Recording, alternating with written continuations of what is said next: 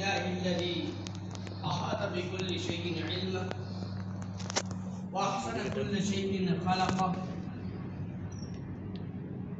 وأدب عباده فأحسن تأديبه وجعل هذا الدين شريعة كاملة لا تدعو شأنا من شؤون الحياة إلا ضبطه ولا خلقا ولا تبعا إلا حذرته وأشهد أن لا إله إلا الله وحده لا شريك له وأشهد أن محمدا عبده ورسوله المبعوث بمكارم الأخلاق والمربي على دقائق الآداب صلى الله عليه وآله وصحبه وسلم تسليما كثيرا أما بعد فأعوذ بالله من الشيطان الرجيم بسم الله الرحمن الرحيم واتقوا يوما ترجعون فيه إلى الله ثم توفى كل نفس ما كسبت وهم لا يظلمون وعن أبي هريرة رضي الله تعالى عنه عن النبي صلى الله عليه وسلم إن الله يحب العتاس ويكره التثاؤب فإذا عطس فحمد الله فحق على كل مسلم سمعه أن يشمته أو كما قال عليه الصلاة والسلام متفق عليه.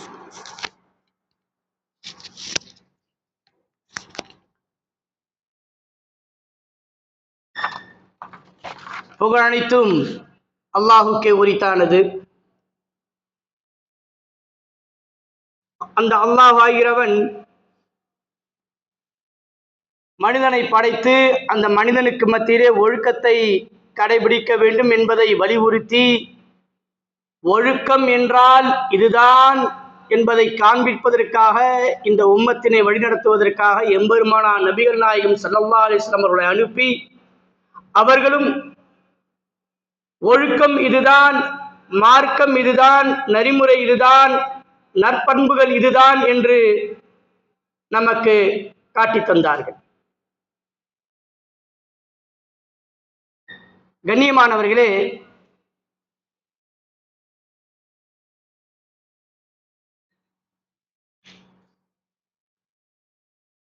அப்படிப்பட்ட நபிகள் நாயகம் ஸல்லல்லாஹு அலைஹி வஸல்லம் அவர்கள் மீதும் என்றென்றும் சாந்தியும் சமாதானமும் உண்டாகட்டுமாக என்று கூறி இந்த வார தலைப்பிற்குள்ளே நாம் நுழைவோம். தலைப்பு அவுகாஃபிலிருந்து கொடுக்கப்பட்டது என்னவென்று சொன்னால், ஷரியத் கவனிக்கக்கூடிய ஒழுக்கங்கள்.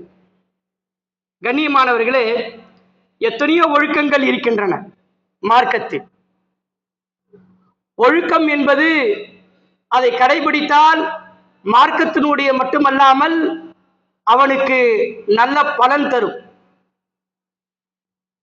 அதிலும் ஒரு சமுதாயம் நிலைத்து இருக்க வேண்டும் என்று சொன்னால் ஒழுக்கத்தை வைத்துத்தான் அந்த சமுதாயம் நிலைத்திருக்கிறது. ஒழுக்கம் இல்லையே அந்த சமுதாயம் அழிந்துவிடும். எப்படி ஒரு அரபி கவிதை சொல்வதை போல, இன்னமல் உமமுல் அஹ்லாகு பகியத் இன்னமல் உமமுல் அஹ்லாகு மா பகியத் இன்னஹும் ذهبத்துல் அஹ்லாகுஹும் ذهبு. நிலைத்து சமுதாயத்துக்கு மத்தியிலே இருந்தது எல்லாம் ஒழுக்கங்கள் தான். ஒழுக்கம் உடையவர்களாக யார் இருக்கிறார்களோ, எந்த சமுதாயம் இருக்கிறதோ அந்த சமுதாயம் நிலைத்திருக்கும். எந்த சமுதாயத்திடத்திலே ஒழுக்கம் இல்லையோ அது சமுதாயத்தை விட்டே போகிவிடும். கண்ணியமானவர்களே, மார்க்கம் பெரிய பெரிய விஷயங்கள் எல்லாம் எப்படி சொல்லுகின்றதோ, தீர்ப்பு காணுகிறதோ, எப்படி தீர்ப்பாக நமக்கு வழிநடத்துகிறதோ, அதுபோல சின்ன சின்ன விஷயங்களில் கூட ஒழுக்கத்தை நமக்கு கற்பிக்கிறது. மார்க்கம் என்பது எப்படி பெரிய விஷயங்களிலெல்லாம் சட்டங்களை சொல்லி நம்மை நேர்மைப்படுத்துகிறதோ அதுபோல ஒழுக்கங்களிலும் சட்டங்களை சொல்லி நம்மை நேர்மைப்படுத்துகிறது. எந்த அளவுக்கு என்று சொன்னால், நபிகள் நாயகம் ஸல்லல்லாஹு அலைஹி வஸல்லம் அவர்கள் ஒழுக்கத்தை கற்பித்துக் கொடுத்தார்கள். அதை பார்த்த மற்ற நபர்கள் எல்லாம் சொன்னார்கள், என்ன உங்கள் நபி 1க்கு 2க்கு போறத கூட சொல்லி கொடுக்கறாங்க, 1க்கு 2க்கு போறத கூட சொல்லி கொடுக்கறாங்க, ஏன் உங்களுக்கு தெரியாதா? நபிகள் நாயகம் ஸல்லல்லாஹு அலைஹி வஸல்லம் அவர்கள் சிறுநீர் கழிக்கக்கூடிய ஒழுக்கத்தையும் மலஜலம் கழிக்கக்கூடிய ஒழுக்கத்தையும் கற்பித்துக் கொடுக்கும் பொழுது மற்றவர்கள் பார்த்து இப்படி சொன்னார்கள் ஏளனமாக, இது கூடமா உங்களுக்கு தெரியாது, உங்களுடைய தோழர் இதை கற்பித்துக் கொடுக்கிறார். கண்ணியமானவர்களே, மார்க்கம் கற்பித்துக் கொடுக்கிறது என்று சொன்னால் அதிலே ஒரு நெறி இருக்கும், ஒரு ஒழுக்கம் இருக்கும், அதிலே பாதுகாப்பு இருக்கும். அவை செய்வதன் மூலமாக நமக்கும் நிம்மதியாக இருக்கும், சுற்று வாழ்கின்ற இஸ்லாமியர்களுக்கும் நிம்மதியாக இருக்கும். ஒழுக்கம் என்பது அந்த அடிப்படைத்தான் ஆகியிருக்கிறார். நபிகள் நாயகம் ஸல்லல்லாஹு அலைஹி வஸல்லம் அவர்கள் சொல்கிறார் என்று சொன்னால் இந்த அடிப்படையில் தான். சல்மான் ஃபார்சி ரலியல்லாஹு தஆலா அவர்கள் சொல்லி காட்டுகிறார்கள், இன்னி லா அரா சாஹிபுக்கும் யுஅல்லிமுக்கும் கைஃப தஸ்னஉ ஹத்தா இன்னஹு யுஅல்லிமுக்கும் இதா அத்தா அஹதுக்குமுல் காயித. 1க்கு 2க்கு பார்த்து கூட எப்படி சொல்லி நபிகள் நாயகம் ஸல்லல்லாஹு அலைஹி வஸல்லம் சொல்லி கொடுக்கறாங்க, அத சல்மான் ஃபார்சி ரலியல்லாஹு தஆலா சொல்லி காட்டுறாங்க. இப்படி மக்கள் இடத்துல கேட்டாங்க, 1க்கு 2க்கு போறது கூடமா சொல்லி கொடுக்கறாங்கன்ட்டு. ஆனால் நபிகள் நாயகம் ஸல்லல்லாஹு அலைஹி வஸல்லம் அதையும் சொல்லி கொடுத்தார்கள். நான் சொன்னேன், நாம் அஜல், ஆமா சொல்லி கொடுத்தாங்க. எப்படி என்று சொன்னால், மக்கள் வெறியேற்றினாலும் மக்கள் கேலித்தனம் செய்தாலும் எப்படி செஞ்சாலும் அது நல்ல விஷயங்களை சொல்லி கொடுத்தார்கள் நபிகள் நாயகம் ஸல்லல்லாஹு அலைஹி வஸல்லம். என்ன அப்படி நல்ல விஷயங்கள் இருக்கு? நபிகள் நாயகம் ஸல்லல்லாஹு அலைஹி வஸல்லம் சொன்னார்கள், தடுத்தார்கள். அந்த விஷயம் என்னவென்று சொன்னால், நபிகள் நாயகம் ஸல்லல்லாஹு அலைஹி வஸல்லம் இந்த உம்மத்தை தடுத்தார்கள். இஸ்தக்பில அஹதுனா அல் கிப்லத வ யஸ்தத்பிரஹா.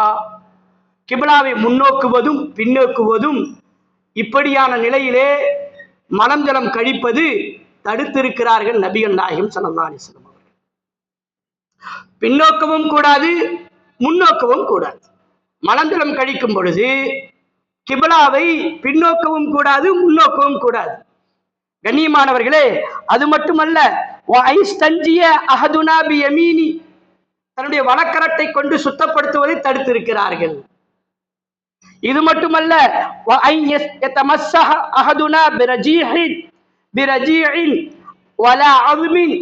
சாணத்தை கொண்டோ எலும்பை கொண்டோ டேலா பிடிப்பதை தடுத்திருக்கிறார்கள், சுத்தம் செய்வதை தடுத்திருக்கிறார்கள். அது மட்டுமல்ல, 3 கற்களை விட கம்மியாக சுத்தப்படுத்துவதை தடுத்திருக்கிறார். கண்மணியாம் நபிகள் நாயகம் ஸல்லல்லாஹு அலைஹி வஸல்லம் இப்படியான விஷயங்களை தடுத்திருக்கிறார்கள். ஏனென்று சொன்னா, அந்த காலத்தெல்லாம் டிஷ்யூ இல்லை, தண்ணி இல்லை, இறுக்கமான கட்டியான மண் கட்டி தான் இருக்கும், கல்லு தான் இருக்கும். ஒரு கல்லுல சுத்தம் செஞ்சுட்டு வரத்தில்ல. நபிகள் நாயகம் ஸல்லல்லாஹு அலைஹி வஸல்லம் சொன்னாங்க, குறைஞ்சது 3 கல்லாவது கொண்டு நீங்க சுத்தம் செய்யுங்க. சுத்தத்தை வலியுறுத்தி இருக்கிறாங்க. எலும்பை கொண்டு நீங்க சுத்தம் செய்யாதீங்க, எலும்பு உரியக்கூடிய தன்மை இல்லை. நபிகள் நாயகம் ஸல்லல்லாஹு அலைஹி வஸல்லம் இன்னும் சொல்லி இருக்கிறார்கள், சாணத்தை கொண்டு சுத்தம் செய்யாதீர்கள். கண்ணியமானவர்களே, இவை அனைத்தும் ஒழுக்கங்கள். சமுதாயம் எப்படி கட்டமைக்கப்பட வேண்டும் என்று சொன்னால், ஒரு குடும்பம் எப்படி கட்டமைக்கப்பட வேண்டும் என்று சொன்னால், ஒழுக்கத்தினால் குடும்பம் கட்டமைக்கப்பட வேண்டும். சமுதாயம் எப்படி கட்டமைக்கப்பட வேண்டும்? ஒழுக்கத்தினால் ஒரு சமுதாயம் கட்டமைக்கப்பட வேண்டும். ஏனென்றால் சமுதாய உடையவர்கள், சமுதாயத்தின் எத்தனையோ உச்சகட்டத்தை கட்டியவர்கள் எல்லாம் ஒழுக்கம் இல்லாதின் காரணமாக அவர்கள் சீர்குலைந்த நிலைமையை நாம் பார்த்து கொண்டிருக்கின்றோம். ஆனால் மார்க்கம் எப்படி சொல்கிறது என்று சொன்னால், ஒழுக்கம்தான் வேண்டும். மலஞ்சலம் கழிப்பதிலும் ஒழுக்கம், அதை சுத்தப்படுத்துவதிலும் ஒழுக்கம்.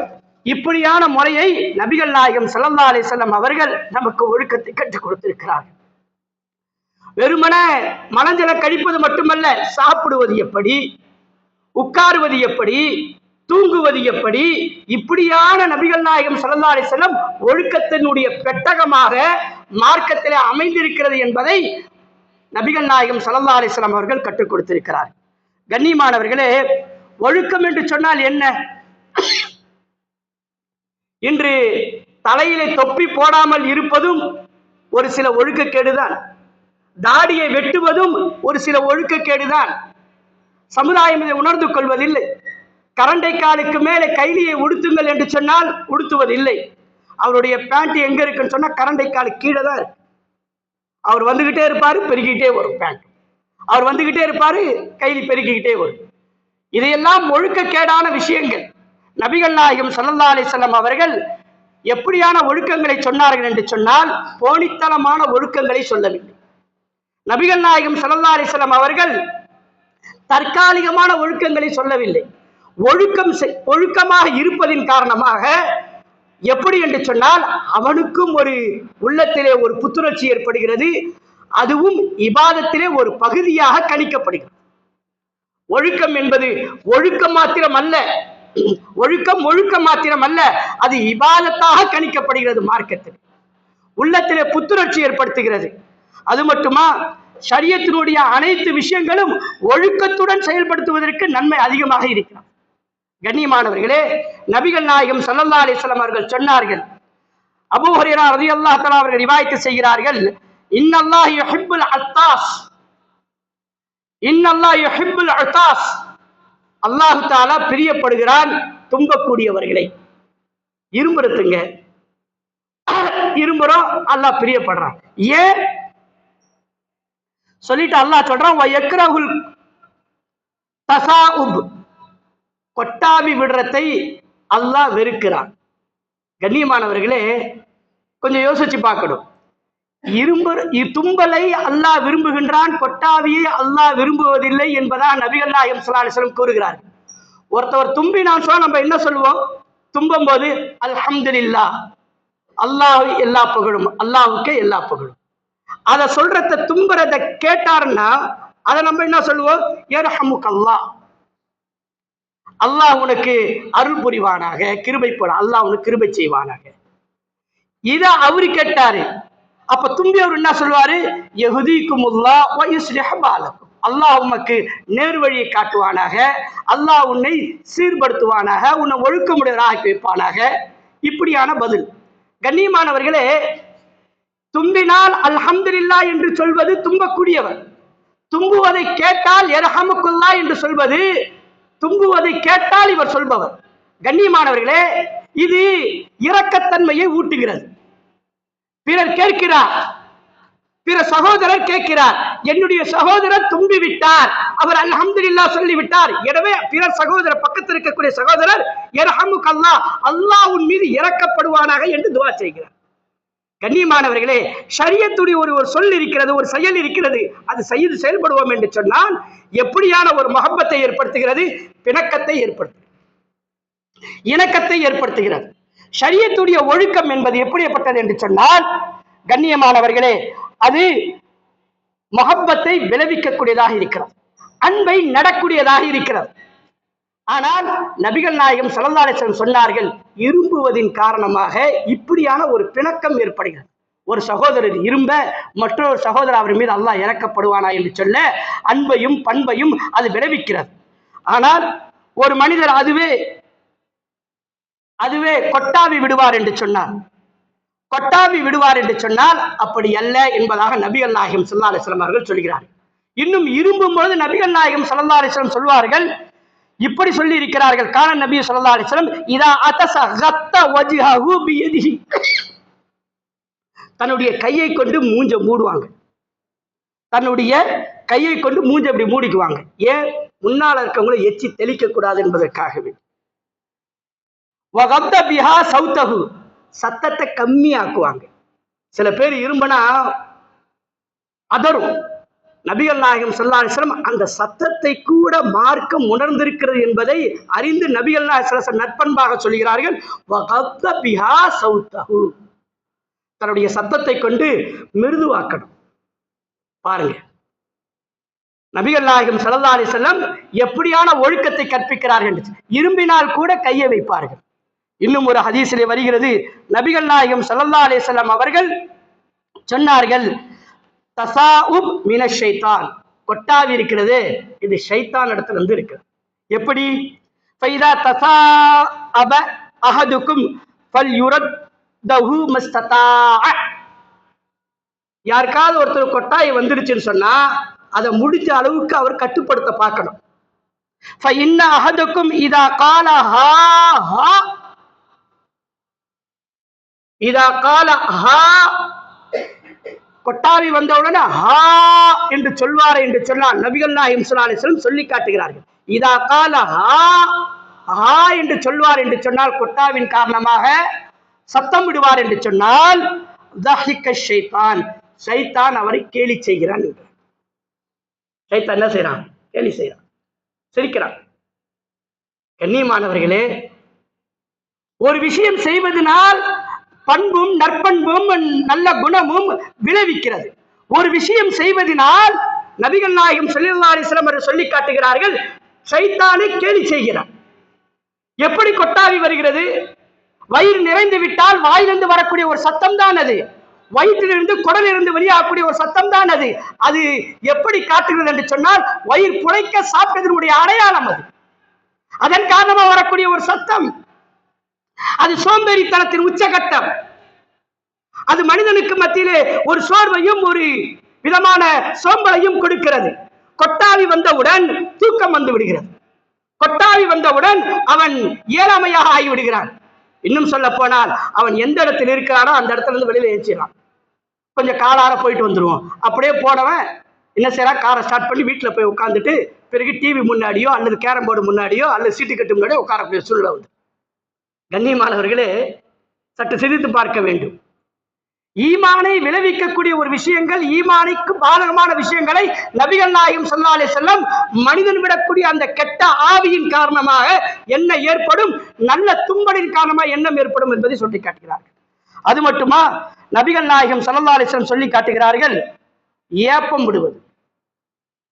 ஏப்பம் எப்ப வரும்?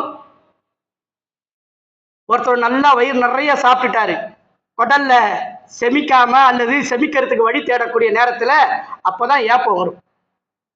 உடம்பு சோம்பலா இருந்துச்சுன்னு சொன்னா சோம்பரித்தனமாக கொட்டாவி வரும். ஆனால் இப்படியான ஏப்பம் என்பது இருக்கிறது, குடலுடைய அதிகப்படியாக சாப்பிட்டு சொன்னா இது ஏற்படும். நபிகள் நாயகம் ஸல்லல்லாஹு அலைஹி வஸல்லம் சொல்லுகிறார்கள், கால தஜஷ்ஷஅ ரஜுலுன் இந்த நபி ஸல்லல்லாஹு அலைஹி வஸல்லம் ஃபகால குஃப அன்னா ஷுஜாஅக். நபிகள் நாயகம் ஸல்லல்லாஹு அலைஹி வஸல்லம் உட்கார்ந்துட்டு இருக்கும்போது ஒருத்தர் ஏப்பம் விட்டார். அப்ப நபிகள் நாயகம் ஸல்லல்லாஹு அலைஹி வஸல்லம் சொன்னாங்க, உங்களுடைய ஏப்பத்திலிருந்து உங்களை கட்டுப்படுத்திக் கொள்ளுங்க. ஏப்பம் விடாதீங்க, ஏப்பம் விடாதீங்க, அதை கட்டுப்படுத்துங்க. ஏப்பம் என்பது இருக்கிறது, அது என்னது? குடலுடைய மேலோங்கிய விதமான சாப்பிட்டதன் காரணமாக ஏற்படக்கூடிய ஒரு சத்தம். அந்த சத்தம் என்பது நபிகள் நாயகம் ஸல்லல்லாஹு அலைஹி வஸல்லம் சொன்னார்கள், இதை தடுங்க, உங்களால முடிஞ்ச அளவுக்கு தடுங்க.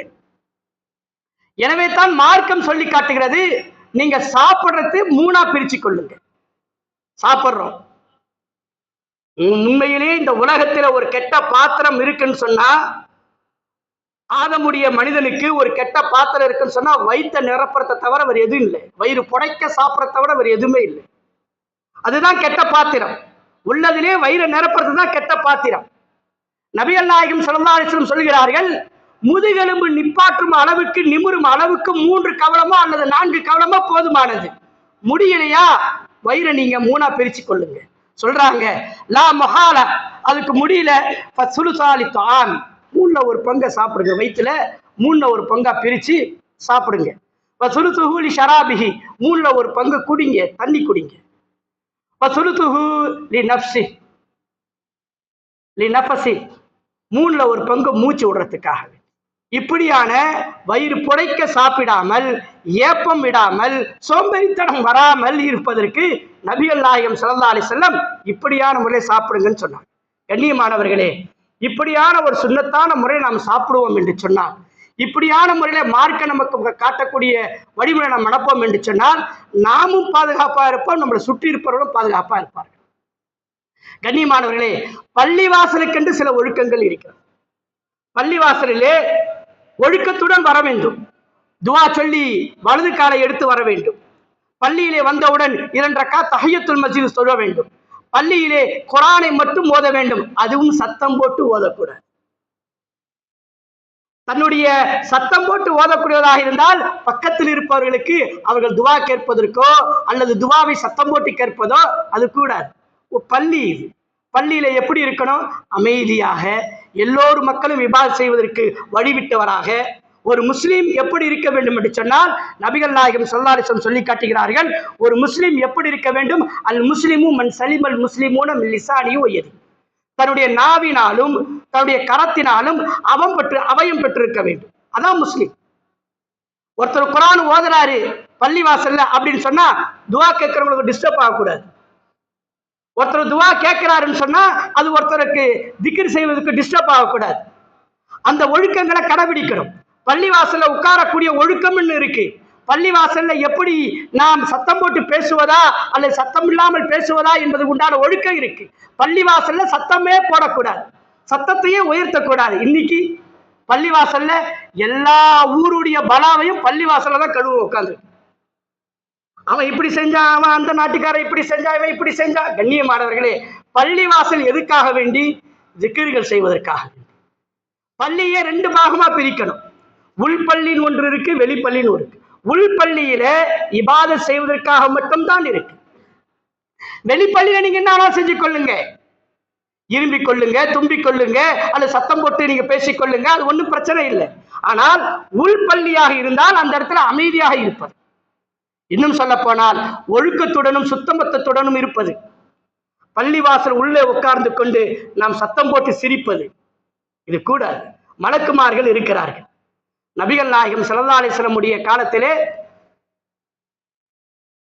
நபிகள் நாயகம் ஸல்லல்லாஹு அலைஹி வஸல்லம் மறைவுக்கு பிறகு உமர் ரலியல்லாஹு தஆலா அன்ஹு ஒரு சஹாபியினுடைய நின்று கொண்டிருந்தாங்க.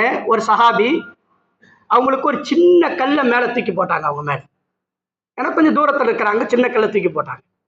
யார் இது தூக்கி போறதுன்னு சொல்லி ஒரு சஹாபி திரும்பி பார்க்கறாங்க. பார்த்தா உமர் ரலியல்லாஹு தஆலா அன்ஹு சின்ன கல்லை தூக்கி போட்டு அவங்கள கூப்பிடுறாங்க, இங்க வாங்க. சின்ன கல், அதை கொண்டு அவங்கள கூப்பிடுறது, இங்க வாங்க. கிட்ட வந்தாங்க இந்த சஹாபி. என்ன உமர் ரலியல்லாஹு தஆலா அவர்களே, கலீஃபா அவர்களே, 2 பேரு யாரோ பள்ளிவாசல்ல சத்தம் போட்டுட்டு இருக்கிறாங்க, கூட்டுவாங்க. நபிகள் நாயகம் ஸல்லல்லாஹு அலைஹி வஸல்லம் உடைய பள்ளியில சத்தம் போட்டு இருக்கிறாங்க. அந்த 2 பேரை கூட்டு வராங்க. சொல்றாங்க, உமர் ரலியல்லாஹு தஆலா அன்ஹு, நீங்க எந்த ஊரு?